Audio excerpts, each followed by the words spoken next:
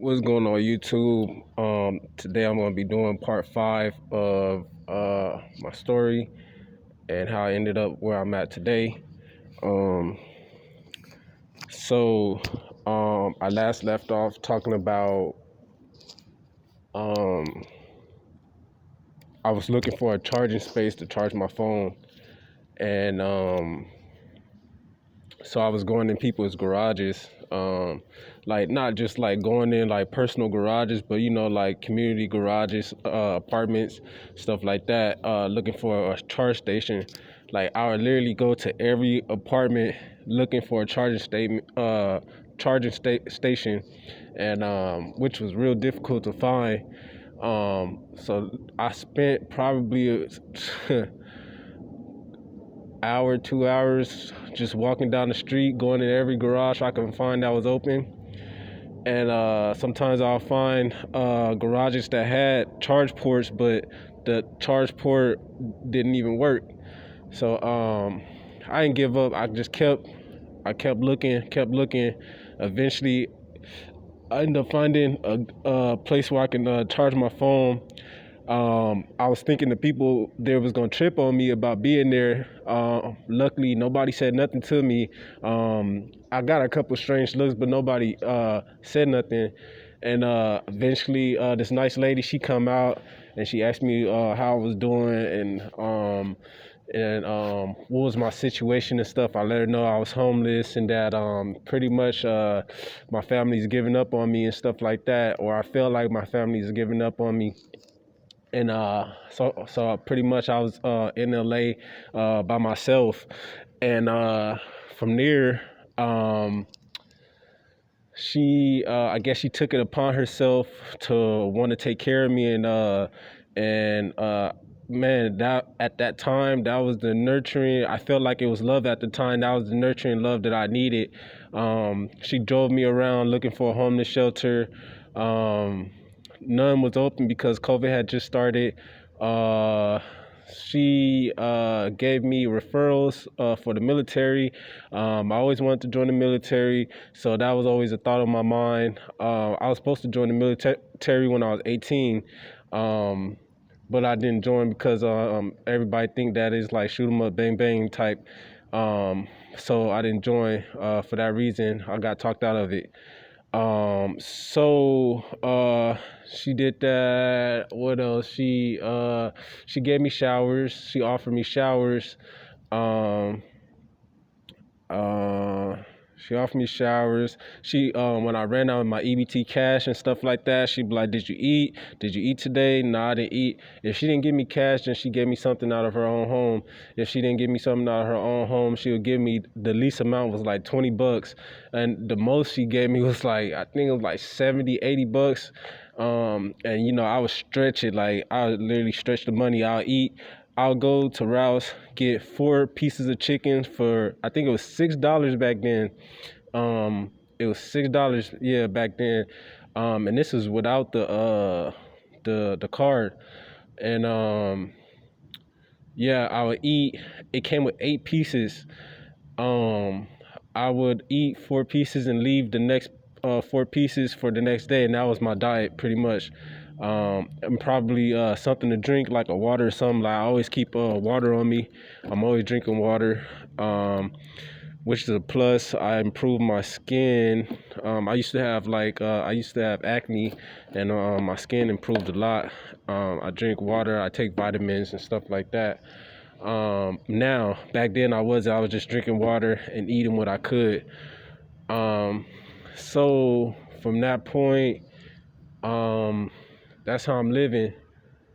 And yeah, I'm hearing when I'll be in the car, she allowed me to start sleeping in her car. I had a tent back then, and she told me, "What is a tent gonna do?" She was like, "A tent is gonna have you still gonna be cold.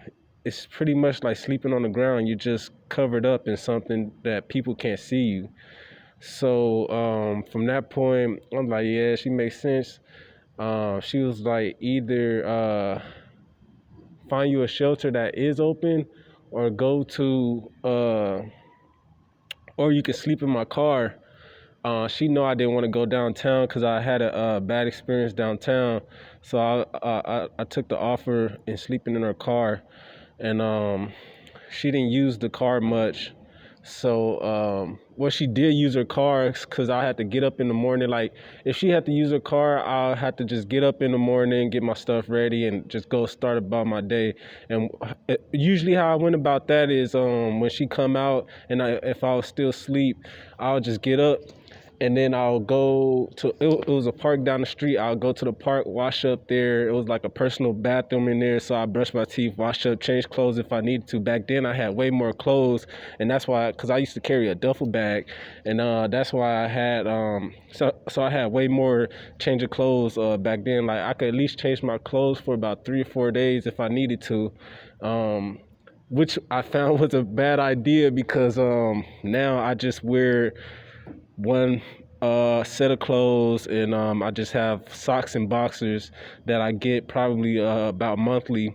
If I don't wash, I usually just buy some new socks and boxers.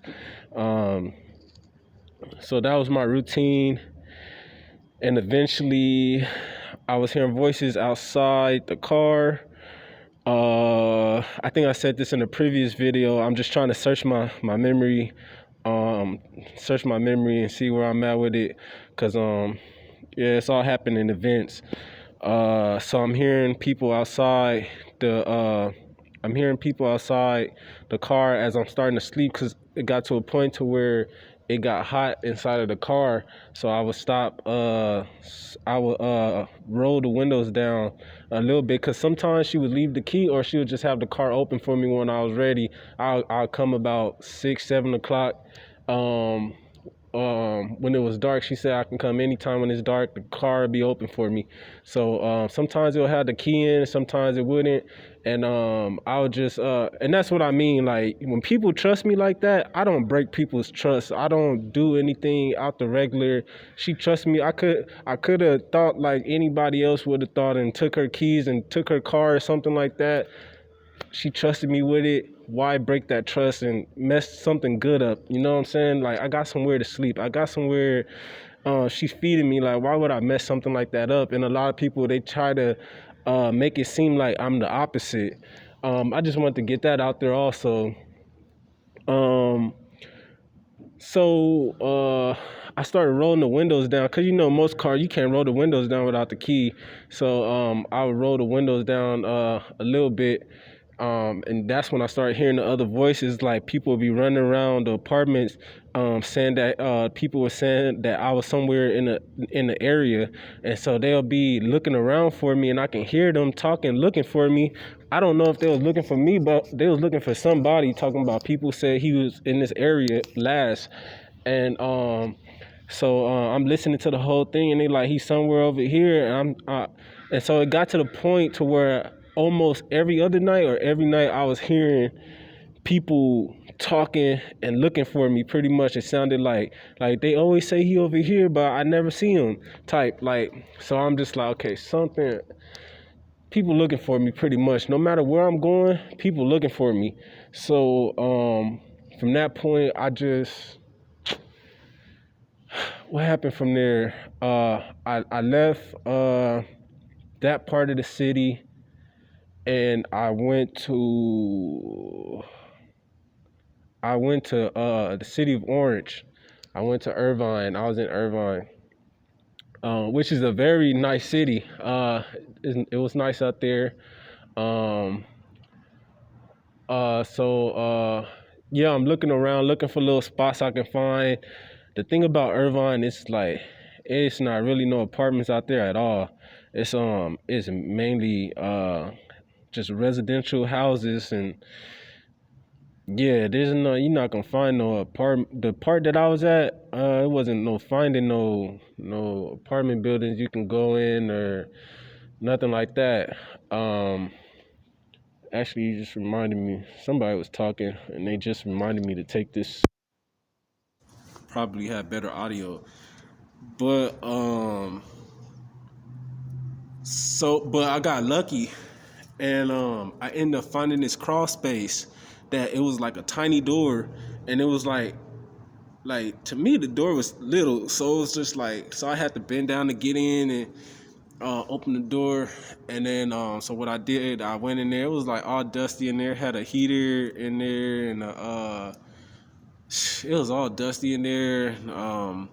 So what I did, it was a piece of the light, like those long strips from the lights, that be on the ceiling. It was on the floor. So what I did is I took that and a couple pieces of like random other stuff that was in there, and I just laid on that, even though that stuff was dusty too. But the ground was like really dusty, so I just didn't want to lay down on the ground. So I laid there. So and this is when I knew people was after me for sure, for sure. I'm in a whole nother city. Um, I'm pretty much in the middle of nowhere, in the middle of residential places.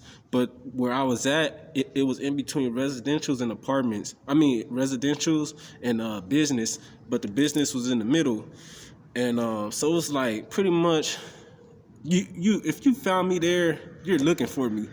So I'm laying down, trying to get some sleep. As usual, I'm on my phone and stuff, and now I hear noises trying to get in from the other way that I came in. I'm hearing, so now I'm hearing this banging, like clink, clink, clink, clink. And I'm like, what the hell is going on? So now, and then I start hearing those voices again. So now I'm just like, all right, yeah, that confirmed it for me. I said, somebody's after me for sure. And quick backstory is before I even got out there, my eyes had got contact. Like I feel like they was even rasping me back then or talking to me back then, because it was like people pretty much letting me know that it was people after me in a way to where you wasn't directly saying it, but you was saying it. And I speak directly. I'm not all with all that subliminal, and if I'm talking, I'm talking. So from that point, um to me, that's just real. You know what I'm saying? I don't like all that. Like I told my family, I don't like to do all that subliminal talk. Tell me what's up. Like I want to know what's up. Like talk to me. And but nobody did. And the backstory behind that is I was out in that part on the west side of town, and I ended up making eye contact with this one driver. He had rolled the window down and he looked at me. It was black Volkswagen, and he had looked at me, and we made eye contact. And that's when I knew something was wrong, because I was like, that was strange. I go down the street probably about 10-15 minutes, here go the same car again. I take another street, the same car again. So I said, yo, they after me. I knew it. And that's why I ended up going to Irvine. And I knew if I had went to Irvine and the same thing was happening, that's just for sure that somebody on it. So they so now I was always looking for that black Volkswagen. I think it was not a Jetta, but the smaller one. It was a smaller one, not the Jetta, but the smaller one. And so then not a Beetle either. It wasn't the Beetle. It was like the in between the mid-size. It was the compact one between the small Beetle and the full size. But yeah, so once I noticed that, I was just like, all right, somebody obviously after me. So that's when I went to Irvine, got to Irvine, found that space. I'm hearing the noises at night, clink, clink, clink. I'm hearing the voices, all the whispers and shit. So I'm just like, okay, obviously somebody here. So I So I from that point I stayed there. I was so shook that it was somebody after me, cause that just confirmed it. I was so shook that I didn't want to move. So I'm sitting there for hours just stiff, no movement, barely moving, like, cause I didn't want anybody to know that I was there. Cause and you can hear them breaking in the businesses nearby. You hear all that shit opening. So I'm just like, and they making the other side of the door sound like it was opening. And so I'm just like, fuck, I don't know what to do. So I'm just sitting there stiff, not moving, not making a sound. It was literally like that the rest of the night and to the next day, probably until like what, 10, 11 o'clock. To where I was just like, fuck it, I'm about to get out of here. Like, I'm tired of just sitting here stiff, my body sore, I'm getting out.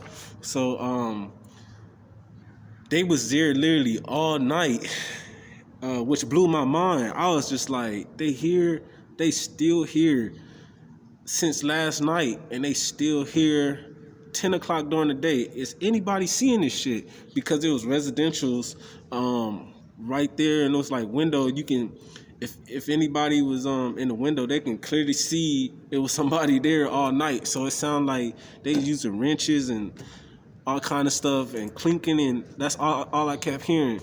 So I'm just like, yeah, something wrong. So I finally got fed up of hiding in there, got up, and I cracked the door. Once I didn't see nobody, I took off running. I ran and to the front. No. Yeah, I ran to the front and down the street, and I didn't see nobody, so I started walking again. I took the next right, and I just started zigzagging down East Street. Uh, so yeah, that was my Irvine story. So now I'm walking around Irvine. Now so then I started looking into going into Mission Hills. I seen the geological location of Mission Hills, and I'm like, it's no different from where I'm at now. It's all houses, so it don't even make sense to go down there. So from there, I from there I started walking around Orange some more. Walked around Orange into like from Irvine into, I guess it all counts as the city of Orange, but I think I was going into like another city, the part that I'm at. And then I started hearing, so I'm at this, I'm going behind buildings and all kind of other stuff. And this is what I'm noticing, people are just following me. Cause I'm going behind buildings and stuff, and no matter where I was at, people was just popping up there. So I'm just like, man.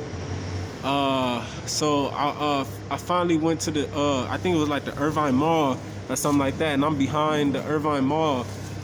And I guess people was rasping to me, and I didn't notice that they was rasping to me back then. And they was telling me how Green had died. They said somebody pulled up and shot him or something like that. And so now they said supposedly that he had died. So I'm just like, all right. So I think cause this is who I'm thinking is after me the whole time. So I'm thinking like, oh, my troubles is over. So I finally don't gotta be chased no more. And yeah, they doing it right now. This is what I was saying. They rasping to me now. It was just like this to where this example. They would say it to where it sounded like they were talking to each other, but they were telling me what was going on at the same time. Type. So that was so that's how that went, and that's how I found out when they said Green had died. So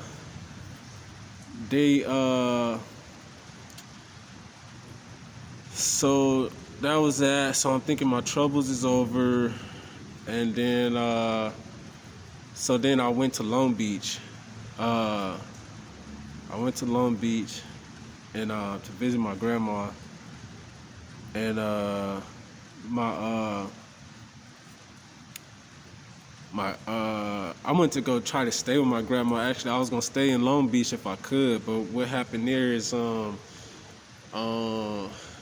something strange happened. She wanted me to be there so eagerly, like so I spent the night, and what I noticed the first night is she told me that I could stay there as long as I need to till I got on my feet. So the very next day, I mean, I was there, and she told me, she's like, you can go walk around, and if you need to, and all this. So then I started peeping little things, and I'm hearing like this click uh, in her room, and if I'm wrong, then I'm sorry, but this is how I seen it from my perspective. I'm hearing that click and stuff like that, and then how things turned out when I tried to leave. Um, so the next day come, no, so that night come, she kept like out. She kept asking me when I was going to sleep, and then I was like, I don't know, probably when I get tired. And then I hear her on the phone talking with one of my cousins, and she's like, she's gonna do it, and and I and I hear them arguing on the phone like, you don't even know what you're doing, and all this, and she's like, nah, I'm gonna do it, I'll do it, and all this, and they pretty much like, you don't even know what you're doing, like pretty much like I can hear them arguing back and forth on the phone. So then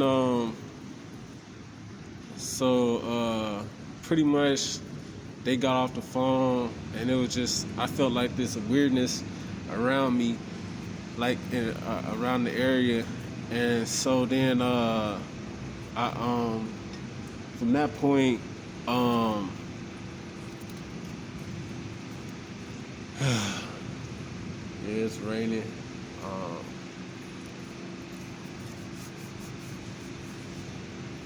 I'm just trying to see, hold on, I'm trying to see.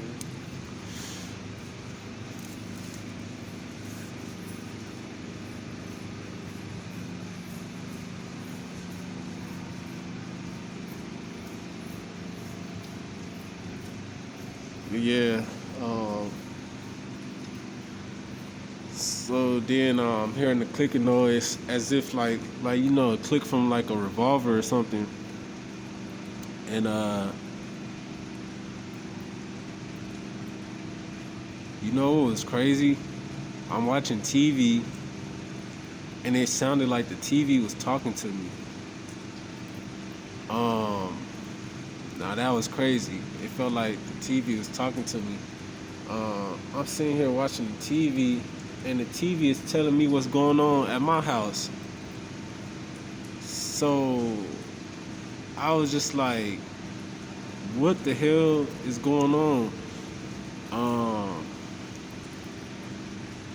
yeah, it was weird. It was talking about the blues, and I don't know what the hell is going on. I felt like the TV was talking to me. It was saying they at the door and all this, and I'm just like, what the? So now I'm just like getting paranoid as heck. And then, so then, long story short, I ended up falling asleep, and when I woke up the next morning, my grandma pretty much told me, not directly, but in subliminal language, that she couldn't do it when she saw me sleeping so peacefully. That she know my heart, pretty much. She know where my heart is at, and she know, you know, I'm not an evil person, pretty much. She couldn't do it. Uh, but I guess that wasn't gonna stop her from letting somebody else do it, because she had let me, that same day, she had let me talk to somebody. No, she had let me talk to my cousin, and when I picked up the phone, I could hear they had me on a three-way call. My cousin was on the phone with somebody, and they're talking, and then when I got on, the dude, he just went quiet, and then she started talking to me about not leaving, don't leave. Her and my auntie is on their way. They bringing somebody, so it wasn't making sense to me. So then that's when so I got off the phone with them. Now I'm even more paranoid, and my grandma's telling me about there's gonna be a beating. Like she's talking about like pretty much in subliminal language. She was talking about beating, and then she said you're gonna take one to the left and you're gonna take one to the right, and then that'll be it. And then the family's problems will be over. So pretty much they was telling me pretty much that my cousin told me that it was gonna be some people mad about what happened, but they gotta do it for the family or something like that. So once she told me that they was on the way with this person, cause they was talking about pretty much like it sounded like they was talking about rolling me up on the rug and shit and cleaning the apartment out and all kind of shit. Like it was sounding weird. So I got ready to leave, and I didn't call nobody. I got ready to leave, and my grandma told me I couldn't leave the house. And I told her, I was like, I gotta get out of here. I'm just not feeling right here. So I gotta get out. And she literally wouldn't let me leave. She stood in front of the door and told me that I couldn't go nowhere and wait for my auntie. And see, where they messed up at is when they told me, when they said the line was coming or something to that extent. Once I heard the line part, I was like, yeah, I'm not fucking with it. Like, whatever that is, it sounded like a setup. So I was trying to leave, and my grandma slid in front of the door, and she wouldn't let me leave. So she was like, pretty much let me know, like, if I gotta shoot you to make you stay in here, that's what I'm gonna do, pretty much. Like, hold on, let me get my... And I know my grandma is like that type. She's like, you know, we grew up in the hood and stuff, so shit ain't sweet. You know what I'm saying? So like, you know, I'm pretty sure she had a revolver or something. And pretty much she took her walker. Her walker was able to, you could sit down in it, and she sat down in front of the door with the walker. So shit, what I had to do from there, I didn't want to get in no confrontation with my grandma, so I had to go ahead and call the police. So I went ahead and I called the police and let them know that my grandma wasn't letting me leave the house. I didn't want no confrontation with her. And she's sitting in front of the door. I didn't tell about the gun or nothing like that, but I was just like, she's sitting in front of the door and she's not letting me leave. I need to go. So a few minutes pass, police come and tell me why they throwing up green. Oh my God. He you know, when he held his radio, he threw up green, and I'm just like, oh my God, like what's going on? So now, like, I'm just feeling like unsafe everywhere. Like, I don't even know what's happening right now. I didn't know what was going on at the time. But eventually they made my grandma let me go. You know, I felt bad because I guess she felt like she was gonna be sacrificed or something. Like, I don't know what was going on, but she cried when I was leaving or whatnot. And Yeah, it was a bad feeling, cause I didn't want to make her feel like that, but it was like I'm just trying to. You said that I can leave and go down the street if I wanted to, and now I'm trying to leave, and you're not letting me go. So something's not right. You telling me to wait for this person. You telling me wait for this person to show up and all that. I'm like, something not right. I gotta get out of here. So I end up leaving. I went. I took my stupid ass right back home again. So I went home, but I didn't stay long. I went back home, and the very next day I left again. Everybody was still acting funny. I let my mom know what happened and everything. Everybody acting confused, like they didn't know what was going on, but I'm pretty sure everybody knew. So I left again, and I went to Riverside. Riverside. If it wasn't Riverside, it was I forget the city, but time is about to run out real soon. So I went to that city. So I ended up going home to that city. I ended up the same people was after me, so I ended up walking around the city. And before I was in that city, I was in now I'm forgetting. I was in that's where I was at, San Bernardino. I went to San Bernardino, and from San Bernardino, I was in another city before that, which I was still getting followed and everything. So I went from there to San Bernardino, and I forget the cities because they're so close.